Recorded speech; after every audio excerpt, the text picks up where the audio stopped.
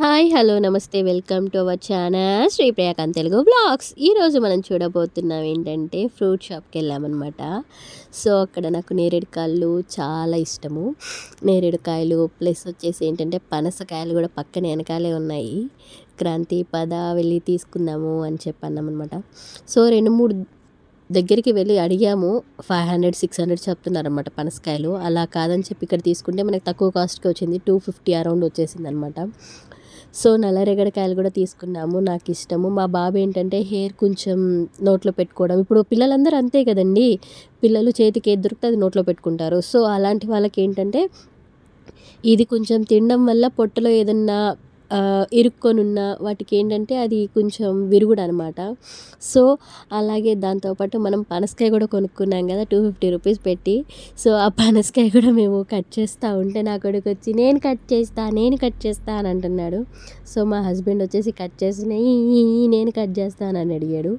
కానీ ఏంటంటే మనం బయట తీసుకునే పనసకాయ కంటే మనం ఇంటికి తెచ్చుకొని మనం కోసుకొని మనం తింటే దాంట్లో టేస్ట్ బాగుంటుంది.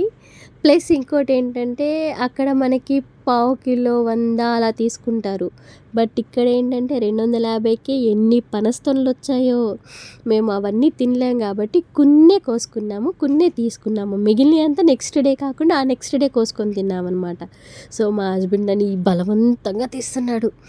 అయినా కూడా అది మొత్తం సకానికి రాలా, కొంచెమే వచ్చిందనమాట.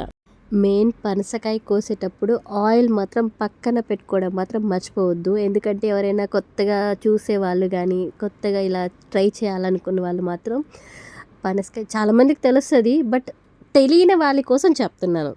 ఎందుకంటే నా వీడియోస్ చూసి కొంతమంది ఫీడ్బ్యాక్ ఇచ్చారనమాట. అక్క ఇలా చెప్పక్క, అక్క నువ్వు మార్కెట్కి వెళ్ళావు కదా, నేను ఇన్ని రోజులు నాకు తెలియదు, నెల్లూరులోనే ఉన్నాను, నువ్వు చెప్పడం వల్లే నేను వెళ్ళి తీసుకుంటున్నాను మార్కెట్లో అని చెప్పి.